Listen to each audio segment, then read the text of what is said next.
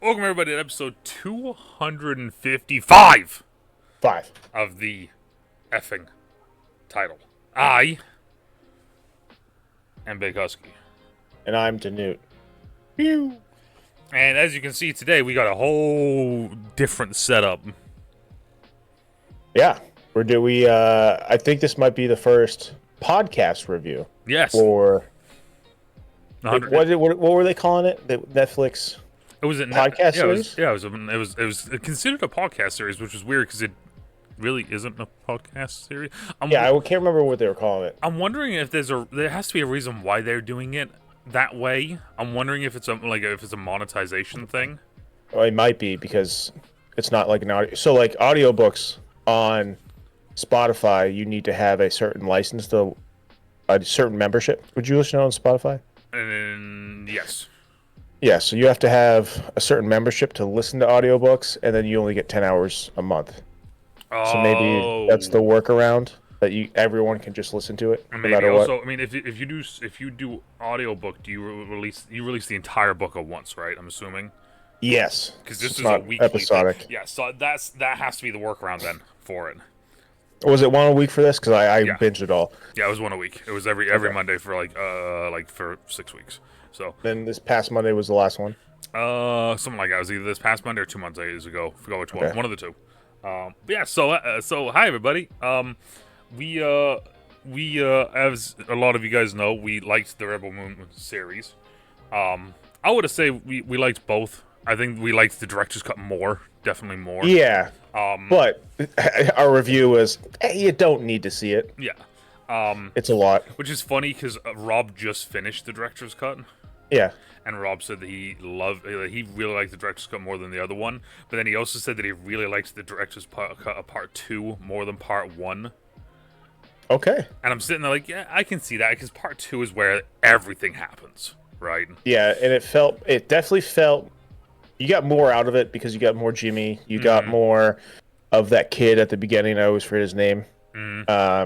You got way more character development. Yeah. So like the weight of the second part, it had more weight to it. Yeah, the first part's really the big setup of everything, where the ending has that great finale part. Where the second one is the first one could be a really good standalone. Yes. Almost. Yes. Yeah. But so what we're doing today is we're talking about, as you can guess, if you're visually seeing this, if you're not visually seeing this and you're all sorts of confused, we are talking about Zack Snyder's The Seneschal, which was a Netflix podcast, they called it. But as we were talking about earlier, it's more of an audiobook. So I'm assuming monetization reasons. Audible actually does a bunch of series like this, and I've listened to a couple of them. They're pretty good, and it's always like they always have like a good cast. Like clearly, like this one, big one, Ella Purnell right now, who's coming off her Fallout. Alfred Enoch, who he was in. Oh, what was he in?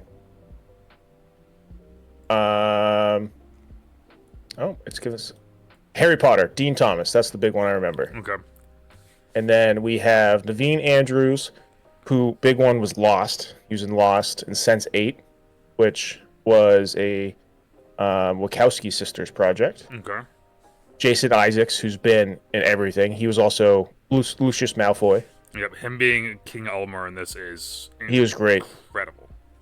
And then Peter Serafinowicz, who, like, just off that name alone, you might not know who that is, but I would say he might be the most recognizable if you haven't seen other things. Like, he was Shaun of the Dead, which I actually just saw the 20-year anniversary. That's the one that I always go to, is because that's the main one that I know of, and it's always like he's the naked roommate in Shaun of the Dead, is the way that I've been referring to him as. But if you're a big Guardians of the Galaxy fan, he's the first one that says, "Who are these assholes?" Oh, yep. The sommelier and John Wick. And then Tick was the big one, if you are also into that. Those are also all very different worlds. Oh, he was in the new Tick, wasn't he? Yeah, he was the Tick, and he was awesome. Oh, I haven't seen the new Tick because I love the old one so much. I always forget that guy's name, but that guy is awesome. Yeah, I love the old one so much that when I saw this new one come out, I was like, nope. just no. But I'm gonna have to check it out if you really like it, though. It's worth checking out. He's very good as the Tick in it. He brings a different like portrayal of it, but it's still it's still the Tick. It's still the Tick. Okay. So, well, like we were saying about with all this right now, so this was a podcast. It was 6 episodes, and this is the basic synopsis. The synopsis for this was long before the Motherworld battled the Rebel army on Velt, which is what we were talking about with Rebel Moon. That's where the first 500 years. 500 years before Issa was reborn, Moa and his colonies were ruled over by Mercurial and brutish despot, the Mad King Ulmer.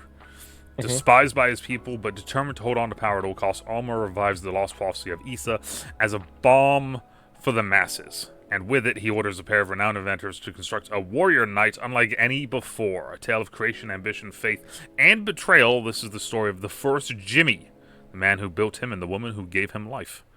Which, right off rip, is one of those things, like, one of the big things that our friend Rob, who, if you're on the channel, you know the channel, you've seen different videos on the channel, you hear Rob's voice all the time and just random background things.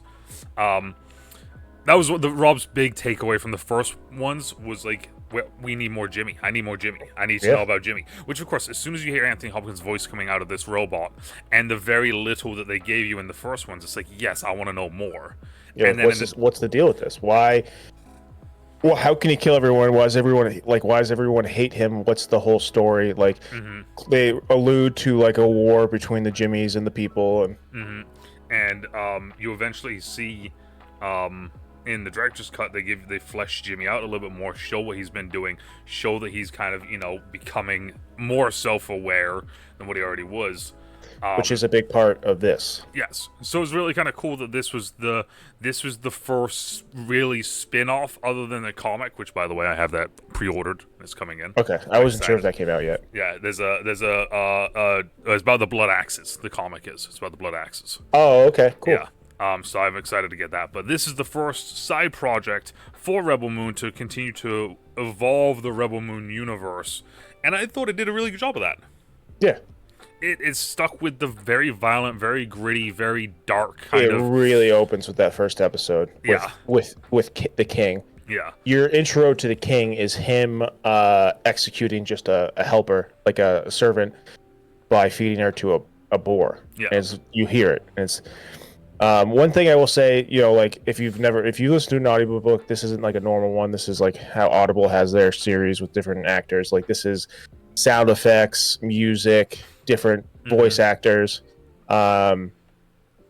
lots of heavy liquid sounds, as I notice, especially when someone dies. It's very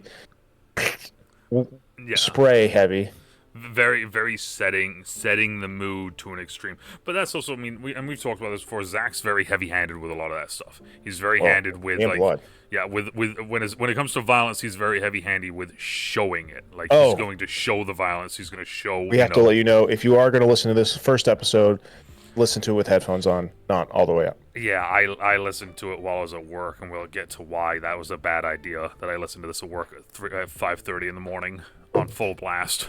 I really like them diving into the history of Rebel Moon, giving us the beginnings of Issa and Jimmy. I mean, not really the beginnings of Issa, but giving us more of Issa and kind of like, the prophecy. The Jimmys, the Juris Machina. The Bartholomew, who was Peter Sir Finowitz. Bartholomew is the first Jimmy. He's the first. Yeah. And it was awesome hearing him do like these poetic intros and outros, which, like, at first, if you're listening to it, I listened to it fully through once, and then I listened to it again and wrote notes. I wrote 11 pages of notes. Okay. On Word. It's funny because, like, so I've done that, so I really kind of got a good grasp fully of it. You listened to it once through, right? Correct. Yeah. So in the over a few days, not all at once. Yeah. I the most I did was 2 episodes at once. I did that. I did the first episode one day, second episode another day, 3 and 4 one day, and then yesterday I did 5 and 6. Yeah. So the poetry that he does at the intro is setting up what's happening. it's the intro's setting up what's happening, and the outro is the fall off of what's happening. But you don't really notice it because of the voice that he's using, and the way that the poetry is coming out. It just sounds very, almost regal and royal with it, right? Just the intro theme goes hard. Yeah, no, it's good. It's very good. The intro theme goes hard on this. The voice acting was tremendous. We've kind of been talking about it. It didn't feel like anyone phoned in their lines. Every one of the lines felt very passionate. They felt very like authentic with what they were doing. Yeah, like let's get some strong British voices out there. So this is the part now where because those are my main massive positives. Okay, from me. Is that diving into the history of Rebel Moon is kind of really sick, seeing it continuing to just be ultra dark and kind of gritty. Voice acting was good. The intro was awesome. Now this is, for me personally, it was difficult at times to follow along with what was happening. So, again, we'll go back to audiobooks. Yeah. Audiobooks, it's not always like an active listening. I always have audiobooks on in the back. There's so much back and forth. It's like you have to actually actively listen to this, which is why I did not just listen to it straight through, because it was like after the first episode, I think you even sent me a message saying like this is a lot. It's a lot, and not in a bad way. It's a lot. Yeah, and that's the thing is like I don't listen to audiobooks at all or anything like this. So this was completely brand new territory for me. Mm-hmm. So that's kind of the other reason why I thought this would be a cool thing to talk about. Because like tomorrow, I'm starting a 45-hour audiobook that my friend is telling me to listen to. I've listened to like 10 Halo books in the last month. Yeah, so I listen to a lot of audiobooks. Yeah, so that was the thing that I thought would be interesting as well. We're doing this because not only do we like this universe, but also DeNutte does listen to audiobooks. I don't listen to audiobooks, so that's nice. I read. That transition. Yeah, we read things sometimes. So this was the one thing that I had as an idea, right? So Snyder is very well known for doing his storyboards, right? I've probably either sent you them before, or you've seen some of them, or absolutely. And he sticks to it. This is a me thing, and I want to see what you think of this. I would love if they did a motion comic style version of this, because I think that would be really cool to see. These are like the kind of books I have, actual books. Crooked Smile, what it took to escape a decade of homelessness, addiction, and crime. And he's Jared Klickstein is a comedian. There we go. And I have another one that's all like tweets where another guy made while he was high. So it's all like I have like dumb stuff like that. I have the Rebel Moon series. I got some football books still when I was coaching, and then I got a bedroom full of DC Comics. But so speaking of DC Comics though, in 2009, okay, they did a motion comic series for Superman Red Sun. I don't know if you know what Superman Red Sun is. No, I don't. He lands in Russia. Instead of landing in Metropolis, he lands in Russia. No, yes, I've seen that, yes. So it's all like for the motherland. So in 2009, they did a... And the government finds him, right? Yes. And he's like, yes, okay. So in 2009, they did a motion comic of it, which literally all it is, they took straight panels from the graphic novel, and then just kind of like, if Luther in the picture is like this... It gave them like motion, kind of. Yeah. I would love to see the Seneschal done like that, but with Snyder's just storyboard. Don't even go into depth with the imagery. Just his storyboard stuff. Because for me personally, it would add a little bit more depth. You'd be able to visually see it, but it's like it's that thing of like for me personally, it would be easier to follow. That's one of the things that I think would be cool to see. Is it needed? Guy. Is it needed? No. Right? But, no. And yeah, that's the thing is like a visual guy. I'm now realizing after listening to this that for me personally, I can't do audiobooks. I can't do any of this. I either have to read it or I have to see it. That's it. I can't do like it was too much for me. It was too much. But I genuinely enjoyed it. So that's where we get to our ratings now. So overall ratings, as you guys know, we do this early. We don't spoon you around until the very end. We want to give you guys, our opinions straight off rip. So, what would you give Zack Snyder? What's our scale today? We're gonna go out of 5, and let's go out of 5. You know what? Let's go out of 5 Jimmies or 5 Eases. Jimmies, okay. Yeah. I give it like 3.9. Okay. 5 Jimmys. Okay. I went 3.2. 3.2. I went Okay. 3.2, and I went 3.2. And what I wrote was because it's very good, heartbreaking Yeah. story. Gives us the beginning of our favorite new robot that everyone loves, Mm. but at the same time, it was easy for me to kind of like, I kind of would be listening to it, Yeah. and my mind would wander for a second, and then when I came back, it's what just happened because it's just Mm. so heavy with what's happening that it's like. So that's my thing. If I think I would have given it a 3.94 if it was easier for me to follow, but that's a me thing. For me, its downfall for me is that you only care about this if you watch the movies. Yes. If you don't care about and that's the thing with a lot of this stuff. Like if Yeah. you don't care about the Rebel Moon stuff, you're not gonna care about this. Like this can't like I always go back to it, like Andor, Star Wars Andor, right? You could not care about Star Wars, but you could watch Andor and be super into that. Yes.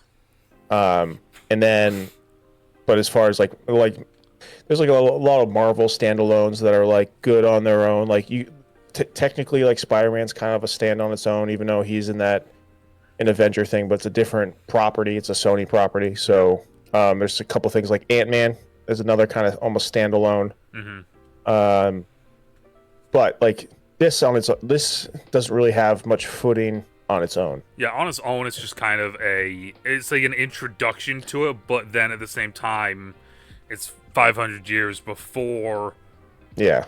So it's like even then, it's just like like this is a true. Because Like, if you never watch a movie, you're like, oh, I wonder what happens with this whole robot thing. What, Yeah. like, and then that's yeah. And that's the thing is like, so I think that this like it's almost like it's a side thing. It's a side quest. Yeah, it's a side quest. It's a side quest Side for quest. Moon fans, and it's kind of a love letter to us because it's like it really is. It's a we want it like when we first saw it when you first see Jimmy, and then you hear that it's Anthony Hopkins' voice, you immediately kind of are like, I'm in. And Yeah. then at the end of the movie, little spoilers, but in part 2, when he has the fight scene, and it is the greatest thing ever, and it's like Superman is showing up. That's the genuine feeling. Is when he shows up, it's like watching Superman show up, at the last minute. Last minute, everything's about to die. Boom, Superman shows up. Same thing here. Last minute, boom, Jimmy shows up, and it was unreal seeing it. So that's kind of the thing. That's where we're at with this. But for the next little bit, because we're not going to go too heavy-handed with this, because we want you guys to go listen to this, because the more that people go listen to this stuff, the more that people go watch the Rebel Moon stuff, the more the numbers go for analytics. Netflix sees Which sucks that. because we'll never get numbers from Netflix. We never ever. will. I'm genuinely curious to see if there's any way, because they've done it once or twice, and I don't know how many times they have done it, but I wonder if there's any chance they could put this in theaters. Maybe if they did like part 1 they would have to pair it with something else. Yeah. Oh, as far as Rebel Moon itself? Yeah, Rebel Moon itself. I don't know. This. Maybe like a one-off, but maybe not even the extended. I don't know because the extended's so long. That's the thing. I genuinely don't know. Because I've seen it a couple times. Like I remember I saw Planet Terror when it originally came out in theaters, and that was a lot. And I don't know, I had to have been like a freshman or sophomore in high school, and that was. Are you familiar with that one? It sounds familiar, but at the same time. So it was Robert Rodriguez. Okay. He did like Day of the Dead. He did like a lot of horror stuff, but he also did like Spy Kids, Spy Kids 2, okay. Spy Kid 3. Yeah. So it's all very like that stylistic. So it was a two-part. I forget what the two parts together. The first one was Planet Terror, which was about a girl who lost her leg. She was like a secret agent, and then she got like a chainsaw leg.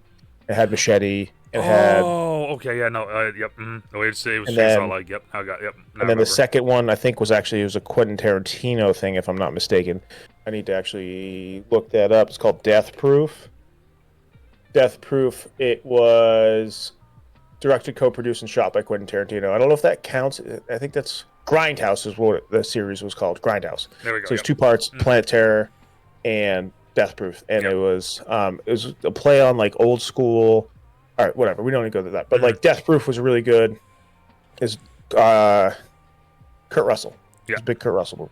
So those two movies together, like Death Proof on its own is an hour and is 113 minutes, so it's 2 hours. 2 hours, yeah. With a hour and a half to 2 hour movie before, so you're sitting there, 2 full length movies. There was a little intermission between. Yeah.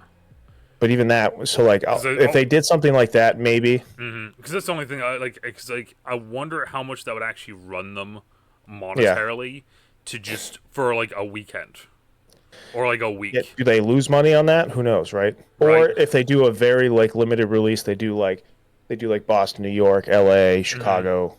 Because I know I know they did that with something, and I can't remember what it was now. But I think I remember. Well, Netflix when they first started, when they were like, I'm trying to their first big one that they like. It was Manchester by the Sea was one of the first big ones, but there was one before Moonlight maybe might have been their first. Was one of their first ones. Amazon or Netflix? I think it was Amazon. But either way, their first one they put out, they did like one theater in LA just so they could get into the award shows. And at first they were like, Netflix, no award show. Like, you can't win an award off at Netflix. Yeah. And then now it's absolutely you can win an award off Netflix. You can do like they're like streaming shows can't win. And I mean, like, look at that's 90% of the entertainment these days. I feel like I know you look at Shogun right now, which is technically an FX, but it's like the weird FX Hulu combination, and that show's like up for like 30 Emmys, which is rightfully so. That thing is awesome. Yeah, I am like halfway through. I might have an episode or two left. That shows a lot, but it's rightfully good. It's like I guess like they wrote the dialogue, they brought it to like a linguist who put it to the old style of the way they spoke at that time in Japan, not current Japanese, like old style Japanese. So the Japanese they speak is like Shakespearean. So wait, in a way. Now this is the question. I was like, yeah, did they get the people that did Assassin's Creed Shadows, or is this like real people? real people. Real, yeah. okay. Oh, did you see that new trailer for that? Yeah, the one with the horses just kind of gliding. Floating. Yeah, so that I was like one of the many that was excited for it. Now I'm like, well, maybe it's not going to be very good. Yeah, well, it's funny because it's like I have a trailer. I did the trailer reaction to it, and on TikTok every now and then I get views and likes, and there's one dude that's like, oh, the dude just saw it's like the dude just saw her running is always and already really excited about it. Oh, screw this guy. He's a Ubisoft stan. And I'm sitting there, it's like I'm excited because in the background you see like a shrine. And like as soon as I saw that, I was like, "This is gonna be awesome," because it was just like it was the misty woods and there's a shrine. I'm like, dope. Like I'm in. Like that's sick. But anyways, that's Assassin's Creed. That's not Rebel Moon. Not Seneschal, but not the Seneschal. Tangents. So we're gonna kind of spoilery review now. For a bit and we'll just go over each episode a little bit. But yes, if you are interested by any of this, though, make sure to go listen to this because it will help with everything. And it's free. It's free, and we're also. Is it free? Do you have a Spotify subscription? Yeah. Yeah. Okay. So I don't know if it's free, but it's on Spotify. Yeah, it's on Spotify. And also, little side note before we do get in this, Geeks Week is either happening or going on right now, or it's coming up here within the next week or so.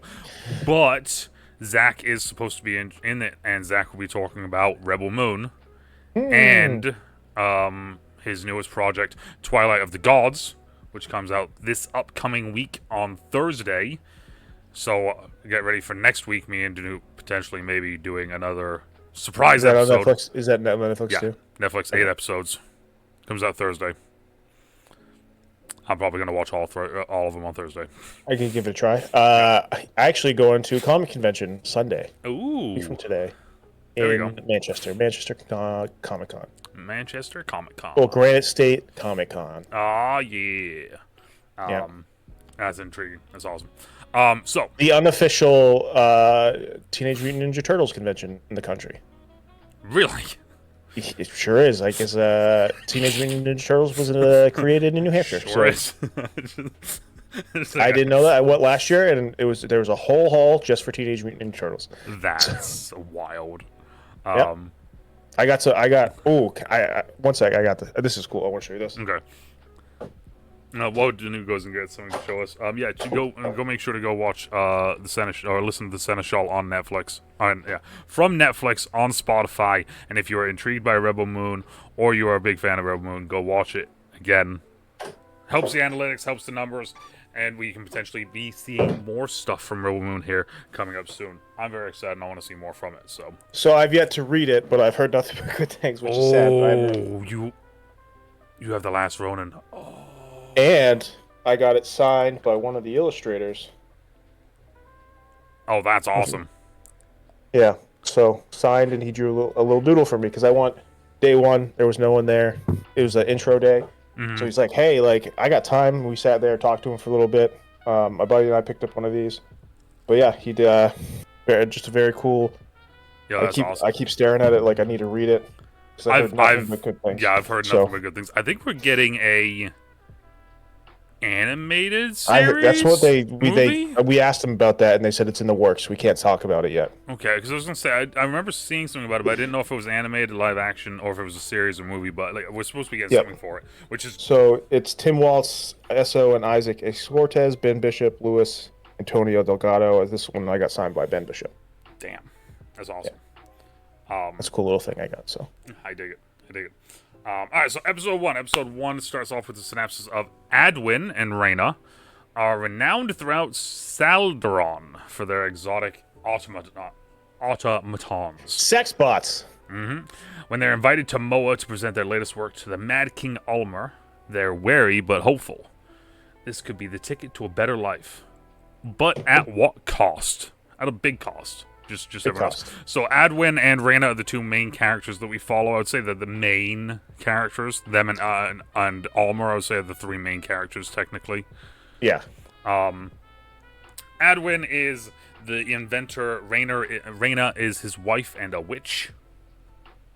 Which they like allude to a lot, but you never really get anything from it because like she is like essentially what creates the spirit in these robots. But they never really go on about how that's done. Yes, at one point she just says like I put a little bit of darkness in this one. The one at home is like pure, but this one has a little bit of darkness in it. And it's like okay, lady. So this episode starts off with just. And this is the funny thing we're talking about while we're saying to listen to this on headphones. First episode starts off, does the intro theme, and then immediately after the intro theme, there's about 5 seconds of nothing. Hard moaning. That is hard moaning. Just hard sex noises. Yeah, they make sex. They're trying to dial in the moaning on this robot. They make sex robots.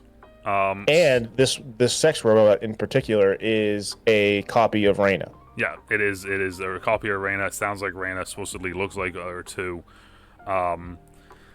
So the governor stops by to get his sex robot, and then he's talking about, oh, hey, by the way, the Mad King Alma is doing this exposition of novelties, and that they should go to, make Saldron a better, help Saldron out, sort of thing. They're like a tribute to make their planet better. And he's like, if you mess it up, don't come back. They're the first Solderons ever to be invited to Moa. We then find out King Alma is a piece of shit. Adwin is excited. Reyna, not so much. She's like, bro, like this is not good. So they start working on that new robot, the new sex robot. So Alma, as DeNutte said earlier, has a slave killed and has a boar eat her, which is absolutely insane. They start talking to him and they're like, hey, here's the robot, and Alma's like, I don't care. And then it seduces him. Yes, then Adwin's like, Adwin is doing this for us. Meanwhile, Reyna still doesn't want to do it. Satisfy Alma, don't return. Adwin doing his best hype up, gaslight, and glazing of the king is the way that I wrote it. Adwin is, he's like one of the main characters, and he is the biggest piece of shit as the series goes on. He's always like, come on, baby, we got this. Yeah, we got this, baby. I just need you to just keep. So All right. Actually, one point I want to point out is when the king is like, "Oh, I love this. Let's go back to the room." He's like, "Kill everyone else," and then you just hear everyone else that was in behind them in line get killed. You're like, "Oh my god." Yeah, like Mad King is an understatement. Yeah. So they introduced Sabine to King Alma. Sabine is the newest sex robot that they've just made. Indestructible as marble, as smooth as ivory, and as soft as flesh. Really, really solid wording. Kind of creepy at the same time. Couple. So they designed it to only serve Alma. Sabine's very lifelike, responds to Alma. Alma's confuses Alma. Sabine basically will be his puppet, do whatever he wants. Both of them saying, "How could they?" And they basically immediately are like, "Oh yeah, I love each other." Blah, blah, blah, blah, blah, blah, blah. So they win the exposition, as you heard from DeNutte say. The king's just like, "Yeah, kill everyone else. Like these guys win, kill them all." Kiloma asks Adwin, where is that? Asks if Adwin shares. He's like, "Huh?" Raina's like, no, we don't. And Adwin's like, "Sure, whatever you want. Just give me power." Raina wants to leave. I see the I want to get a. He actually, I think he said taste. I want to taste what the robot's based on. Yeah, I've had the robot. Now I want to taste. He wants to compare. Yeah. So Raina doesn't want to do it, but she trusts Adwin. Adwin's like, "Yeah, no, just go, have sex with the Mad King. I'm gonna watch, and everything will be okay. Trust me, we're doing this for us." Baby, I got you. It was such gaslighting and just. She becomes his sex slave. Mm-hmm. And then, but Adwin becomes a part of the court. He becomes he gets a royal title. The Seneschal. Yeah. So he becomes the Seneschal. So yeah, he's gaslighting hard. Raina's just getting pounded by the king. Meanwhile, Adwin's just thinking of money and power. That's the first episode. First episode just kind of sets the whole thing. Raina doesn't want to be there. Adwin's like, "Cool, I have power now." And the Mad King is the Mad King. Like, and he's just pounding away a robot and the real thing. So we get in episode 2. Episode 2, desperate to prove himself to the king, Adwin risks everything on an untested experiment, while Raina decides to take matters into her own hands. We start off, there's like a ruckus crowd outside, and the guards threaten to shoot them. "Death to the Mad King!" And then the guards start shooting. Walls get breached, so Adwin shows up with a robot, a machine, and it murders everything. And everyone. Mm-hmm. Yep. Like all unless they have a protection charm. That's not even there yet. This one just murders. This one just murders everyone. This murders all of the riders. This murders all the people at the gates. This murders some of the royal. Oh, that's right. Yeah. They were getting attacked by rebels, and he's like, "Yeah, kill everything. Kill." Yeah. Yeah. So Alma's the king was like, "Yes," and then Gregory was like, "No, he killed everyone." And then Edwin's like, "Exactly." Yeah, Alma's just pounding away on Sabine still. Most of the time, whenever we see Alma, or we hear Alma to start an episode, he's just having sex. Yeah, he's just getting after it. Mm-hmm. No rebels are left. Adwin's king kills everyone, including the general's men. Raina is furious because that was one of the things that she brought up. Was like, we don't deal in weapons. She told him not to bring this robot, and he's like, "I did. It's for us, baby." So baby, I'm doing this for us. So King Alma gets excited by this and gives Adwin a workshop chambers. Gregory shows up asking if everything's okay. Alma's like, "Yeah, we're gonna go talk to the nobles because they're all confused." Blah blah blah. Gregory's like, "Listen, you two, we don't like what's happening. You guys need to leave." Gregory's a weird character in this. He is a weird character because it's like he clearly just wants power, but you're like, he's pulling strings, but the way that he's pulling strings doesn't feel like it's doing much of anything. No, he's trying. Like, he has a high position in the court, but like the Mad King is he's such a wild card that like it doesn't matter what he does. Raina breaks down. She's just furious at Adwin. Adwin just keeps, no, we're safe. Everything's okay. Don't worry about it. And it's so bad, because it's the entire time. Raina and Sabine talk, and Sabine's been recording all the conversations since she's been in the court, or since she's been on Moa, which is insane. Adwin shows up at the council, kind of just shows up, and he's like, "Hey, I can make more robots." And he's like, "Hey, King Alma, I'll make you more robots, but hey, you gotta let me have my wife back." And Alma's like, "You can make more robots, but no wife." You're like, you don't want to share, dude? Like, Yeah. how inconsiderate are you? I'm your king. Like, I gotta be happy. So eventually, Adwin's struggling to figure out how, he needs to find out a way to make the robots figure out how they can figure out friend from foe. Who's friend, who's foe.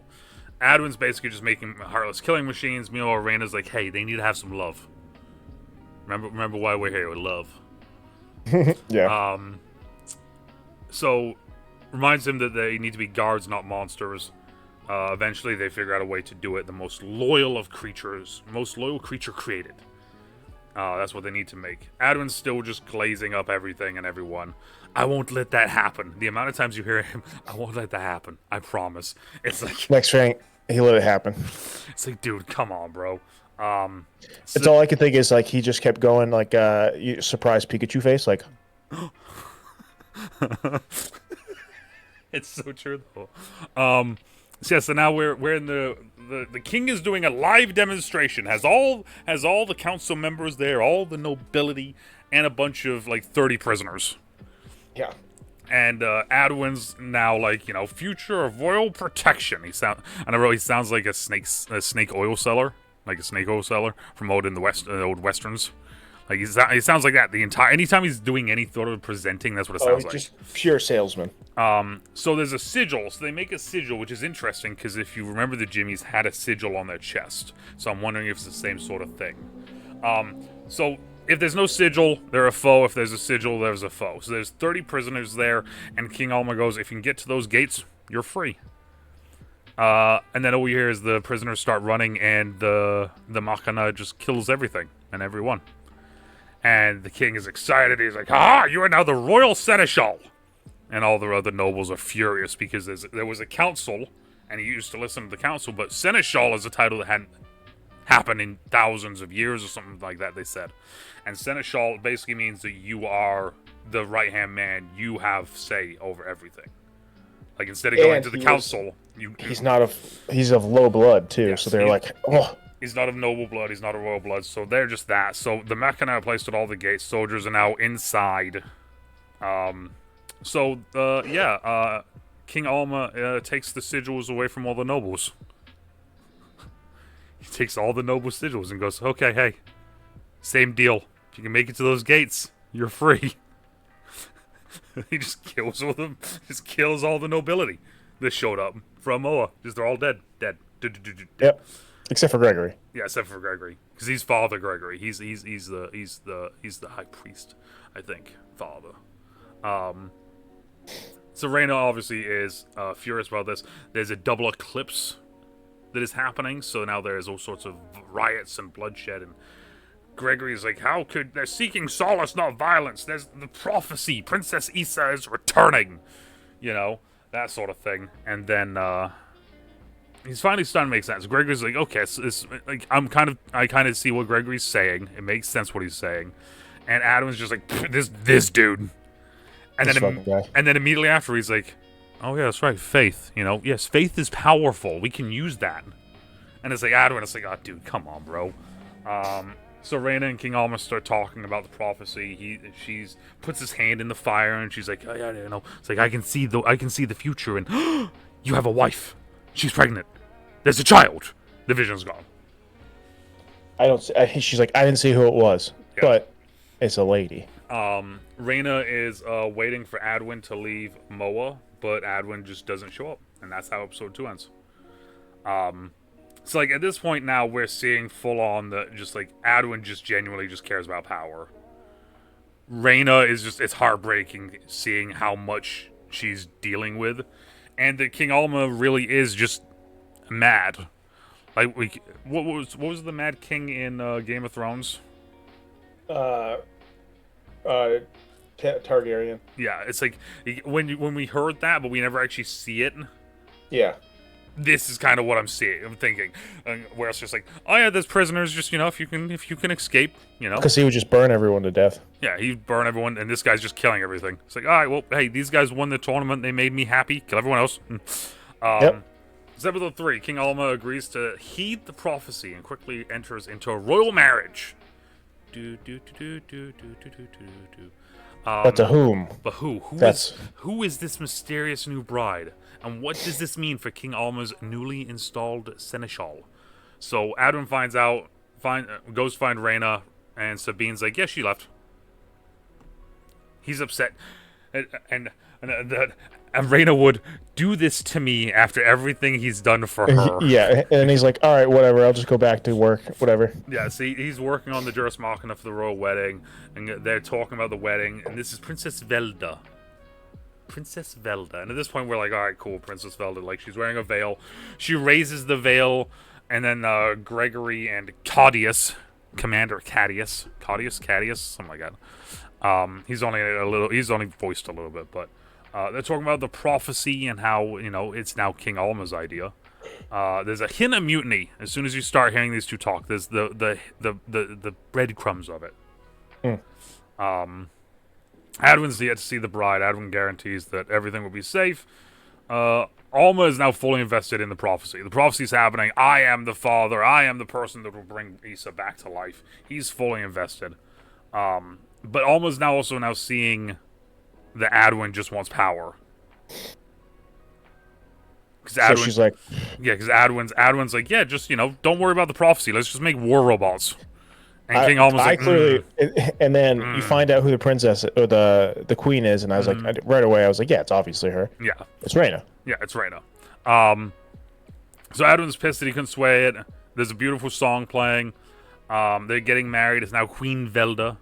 One of the robots that he's working on, JM37, I wrote that down specifically, don't know why. He detects there's a threat. Oh yeah, you don't find out, sorry, for a while, my bad. Yeah. A child is bringing flowers to the queen, and then death to the tyrant, death to the mad king, and then boom. It's a kid. That's just an assassin kid. So they try to kill the queen and king. Alma is furious, and as you sent my guards away. Adwin's machines were only ones there. Adwin shows up concerned. Alma's now blaming him. He didn't see the child choir as a threat. So King Alma beats the shit out of him with a staff, which makes me think of the staff that we saw Noble. General Noble? Is that a General Noble? Commander? Admiral Noble? Admiral? I think it was Admiral. Admiral, yeah. But we saw the staff. It's the only thing I could think of when he was beating the shit out of him with the staff was that. Yeah, because even the king had one too. Yeah. Sadwin's continuing to try to sway it. The queen is about to leave on a ship. So they're like, hey, she wants both of you guys there. So they both go out there and they're like, oh no, we're so sorry. How could you, do. And then, as DeNutte said, they raise the veil, kind of like, hee hee, you don't know, do you? They raise the veil and, yep, Queen Velda is actually Reyna. Reyna had everything put onto the ship and she's like, Adwin, just leave. Yep, you're out. You're out. So, Reyna's gone, Velda is here, bye-bye Adwin, that a girl Reyna, that's what I wrote to end this episode. And then he's like, how do I get her back? Yeah, episode 4 is Adwin hopes to win back his position in Alma's court and Reyna's heart. That's how it's written in the synopsis, is he wants his court position back and then Reyna's heart by building his most advanced Juris Machina yet, Bartholomew. Funny name, Bartholomew. Barth. Like, they went with Bartholomew. So yeah, Adwin's shit-faced on the ship back home. Hammered. He's like, yeah, my life sucks, blah, blah, blah, blah, blah. I'm gonna win her back with my craft and all this shit. He shows up to the planet, and when he shows up to the planet, the governor's there, and the governor beats the shit out of him. And it's like, King Alma has doubled the taxes and tripled the delivery requirements. Because of him. Because of Adwin. So Adwin's like, look, it's okay. Like, I can do this. Like, I can make a new robot. Everything's gonna be fine. I'll fix it. I'll fix it. And the governor's like, fine, you have 2 weeks or else I'm throwing you in the mines. So one of the things I found funny was Adwin talking to Bartholomew, or like one of the robots. And he said, home sweet home. Fucking disgusting. Which I just thought was funny. The rats. Adwin gets flashbacks of Reyna. All the sex dolls come alive. He's getting mad. Don't look so sad, Daddy. Can I give you a hug? You literally got no arms, for fuck's sake. Yeah, that was funny. That line had me dying. So now they're starting to work on it, and he's trying to make Bartholomew and all this, and then suddenly, like, there's just some dude shows up. Just some dude. The Divine Blacksmith. And he's a wandering tinkerer who's old as shit and bad at minding his business. I heard that, and I was like, that sounds like me in college. He's here to help him figure out the Oracle Steel. There's Oracle Steel. You know, he's had a dream about it. There's, you know, you got to figure out how to do it. Reyna would understand the heart, and then Adwin finally wakes up and he figures out exactly what it is. It's like, oh shit, that's what that meant. The heart's in the sex bot. So no arms. So the governor gets an update, and he's all pissed off, and he's like, fine, whatever, we're gonna go see Adwin. Bartholomew wakes up. Adwin, they start talking. The amount of knowledge in Bartholomew is great. And then when you think about it now, he's like, Bart, you got to protect Princess Reyna and Queen. Why am I forgetting her name? Queen Reyna and Princess Issa. Yeah, Issa. That is like your purpose. And like actually saw a meme where it was like, what's my duty? And it's like to make toast. Oh, the butter robot from yeah. So like that was like his whole thing, and so he gaslights a robot into being like, your whole purpose is to protect these two, and I guess the king, protect this royal line. So the reason also, so the governor was told not to kill Adwin when he shows up. Don't kill Adwin. So Bartholomew apparently was one of the name of the original knights who protected Issa. But yeah, Adwin wants to leave. He's like, we must go to Moa. I must protect Issa. Protect Issa. Which is kind of dope the further on it goes, because it's just like, it's such a single-minded, like, yeah, I do this. The governor shows up. Bartholomew's like, yeah, I gotta leave. The governor's like, kill everyone. And then Bartholomew kills everyone. Mm-hmm. And it's like, a threat is a threat. A threat to us is a threat to Issa. Bartholomew just savage. Oh, he's like, oh, bet. Savage. So they find a way to get back. They arrive on Moa for Issa.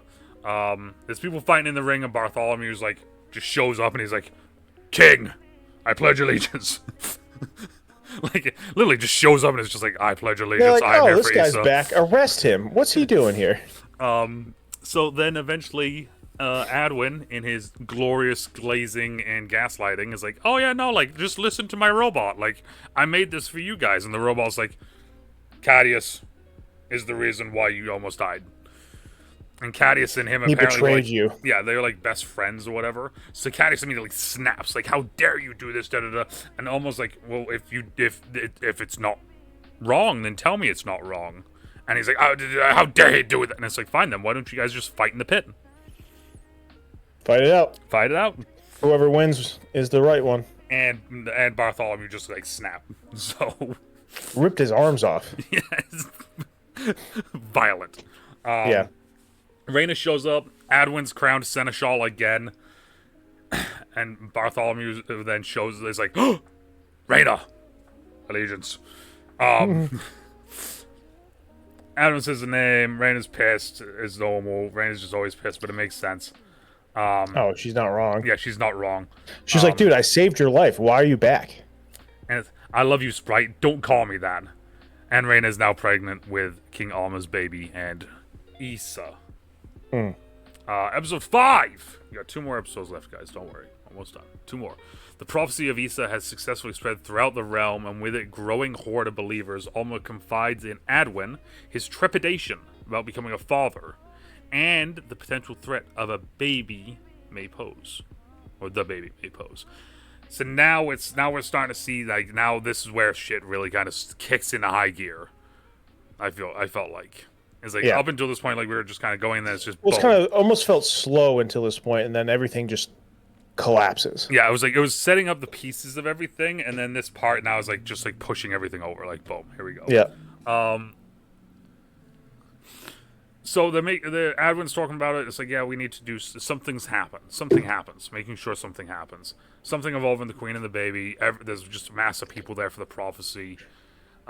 They're talking about like how Reyna isn't royal, therefore it cannot be Issa. Gregory and Adwin, and they're like, look, dude, no one needs to know about this. So just like, just chill. Like, they're losing a battle on some planet, and they're trying to figure out a way to fix it. And they're just bickering between each other. Gregory's just like, listen to them. They love the Mad King now. They love him. Listen. And the new workshop's made. They've made 11 more Warriors of Peace. Peace. Alma's shown back up, and guess what he's doing? Pound Town. But he finds no pleasure in Sabine, so he's disappointed. The people don't hate him anymore, and they just want Issa. And this is where you kind of start seeing, like, Adam's just that he could be usurped. And maybe they should kill the king. But I'm going to take Sabine real quick, because I need to do some things with her. I need to fix her a little bit. So Reyna sees Bartholomew as a jailer and not a guardian. Bartholomew is like, I only want the prophecy to happen. Continues the kind of religious ramblings. Adwin makes... It's fine. Bart's like, it's fine, baby. The prophecy's happening. It's fine. You've already heard this. You've heard this before, but not from me. Now it's fine. Adwin makes some changes, so now she looks and sounds more like Queen Velda. And at this point, that's where you're kind of like flashing red light kind of starts happening for you. In the back of your head, you're like, what's happening? Something's going on now. Yeah. Bartholomew's there. He's like, yes, I believe that King Alma will. Adwin's like, I think Alma's gonna try and kill the baby. Bartholomew and Sabine have this really weird conversation that was kind of cool to listen to. Who are we? Yeah, what is our purpose? Why do we have feelings? I have feelings. I hate my feelings. And she's like, I don't hate my feelings. And they're like, I would never hurt someone. And they're like, oh, if it's justified. And then the weird part where it's like, what would you do when this is all over with? And Bartholomew's like, I just want to tend to her garden. And she's like, I just want to stand by the water with the birds. And at that point, I was like, it's really that simple, huh? Like, shit. Like, yeah, like, he's like, we can do it together. Yeah. So the birth is happening. Adwin's pacing around. Gregory's concerned. The baby is born. It's a boy. It's a boy. Alma is furious. Gregory's planting the seeds now, saying like, "Oh, maybe she didn't sleep with you. Maybe this isn't your baby. Maybe she did sleep with Adwin. Maybe, they're still in love." And then Gregory's like, "Look, she isn't royalty." So and then then Alma hits him. Bam! Alma rushes into the room. He attacks Reyna. He just starts beating the shit out of Reyna. Just beating the shit. And kills her. And then starts beating the shit out of Adwin. Like, this is all your fault as well. And then Bartholomew and Queen Velda show up. And he's like, huh? And she's still pregnant. He's like, wait, you're who did I just kill? So, Adwin made Sabine look like Reyna, Queen Velda, so that the king would kill her. So the king is now like, oh, no one trusts me. Reyna's furious, losing it.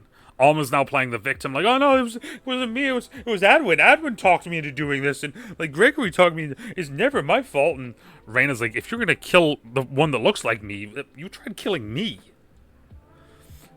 So Bartholomew will kill the king if the king attacks the queen. And he sees that like, oh, he would have killed her. I gotta kill him, and then he kills the king. Well, before that, even it's like he goes to kill the queen. It's like they talk about it. Cause it's like, I cannot kill him unless he harms the queen and the baby.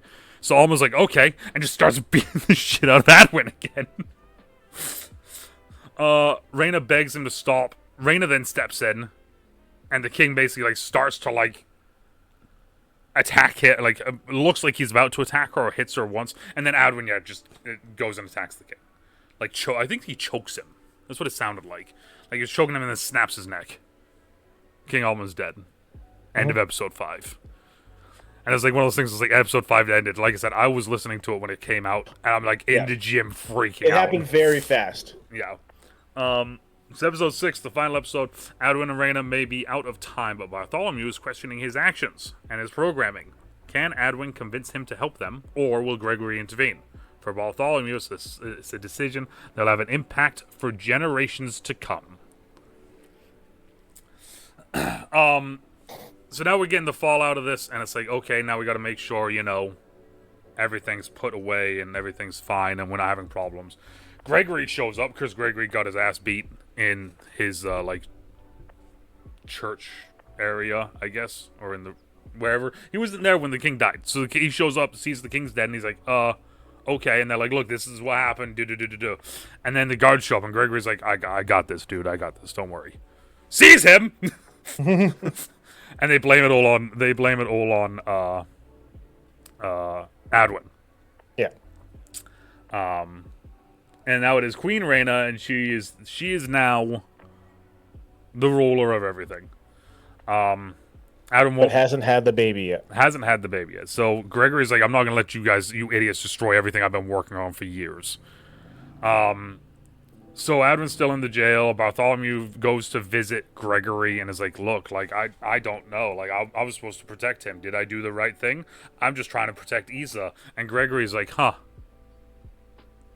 You're a death machine with a poet's heart. He starts planting, like, little seeds of, like, it's like, let's pray together. Let's pray for Issa. Because, I'm with you. We need Issa. The birth's happening. It's terrifying. It's clawing out of Rhaena.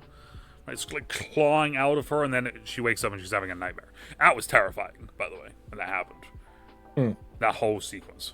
Adwin's now there, trapped by the guardian you built to protect us. And there's no kill switch on Bartholomew either, so that's fun. He's like, I designed him so he wouldn't, so he couldn't be stopped. So Adwin's like shown testing theories on one of the other robots, like, what if it's a boy? What if the prophecy is wrong? And the robot's basically like, we'll kill you. Like, that's what's gonna happen. Like, we'll kill you. Bartholomew shows up and he's like, I'm questioning what I should do. I regret what I did. Do. And Adam's like, just shut up and just, be the robot I made you to be. And Bartholomew's like, I want to repair Sabine. And while he's repairing Sabine, go for it. While he's repairing Sabine, he's doing the modifications and he's doing all this stuff. And he finds out and he hears the recordings of Rhaena and Gregory talking about Alma and how Rhaena is not of royal blood. And it would not be Issa. Nightmare. It's not a nightmare this time, though. It's real. And it's a baby boy. Congratulations. Oh, shit, what do we do? Guards, strike down everyone in this room. Yeah. Hadwin just had everyone killed. Time to leave. Bartholomew shows up. Shows back up to Gregory and it's like, can I trust you? My purpose is a lie. Like all this shit. And Gregory's like, no, your purpose isn't a lie. It's just that this isn't the right time. You can still protect It will Issa. happen. It will happen. But this isn't, like that sort of thing. So, Velda needs to stay as queen. The baby is the next king. Bartholomew, you have betrayed the prophecy. Rand is telling them that it's all a lie. The truth's out there now. Everyone knows it. Bartholomew is fully on board with Issa will return, and I will protect her when it happens. So now it's like, it's not even a fact of like protecting individual people. Now it's just Issa in general. Like, she will return. It's the bloodline. You gotta protect the bloodline. I am the king's seneschal from this day forth, is a line that he dropped, and I got chills when it happened, because I was like, Adam tries to tell Bartholomew that he is the father of their father, and he was built to protect them. Bartholomew now has brothers. The other 11 Jimmies show up. Yeah, and Adwin's trying to talk his way out of this shit as normal. So what does Bartholomew do? Shoots Adwin.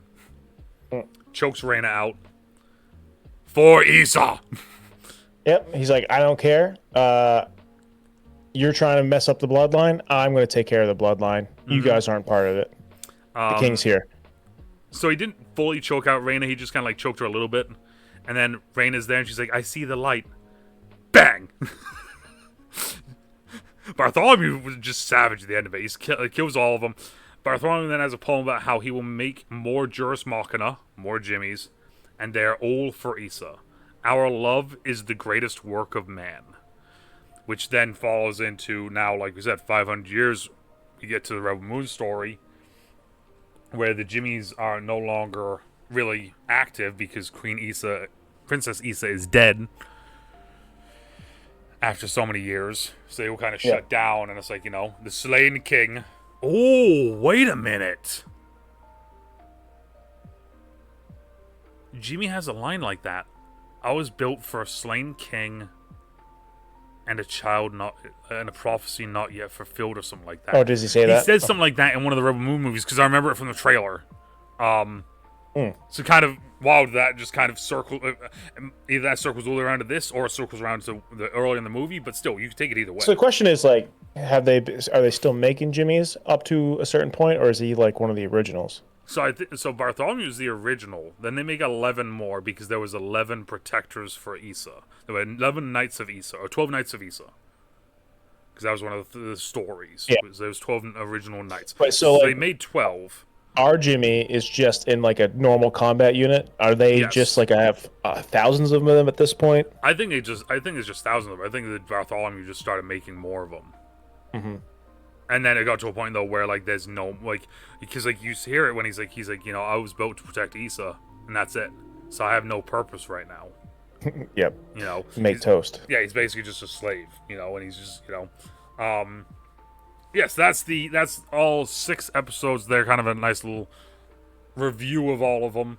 Like I said, go check it out. It's like I said, I still think 3.2. I think a good score. You said 3.9. That's a good score. I might take it back. I might give it a 3.4. Yeah.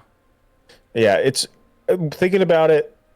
It's good. It's a good supplemental, but it's not like a standalone. Yes, that's fair.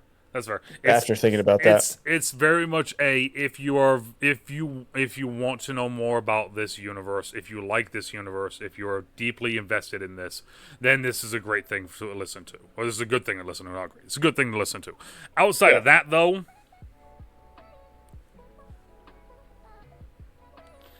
we'll see if the universe continues. I guess. Yeah, we'll find out. Yeah, we'll find out.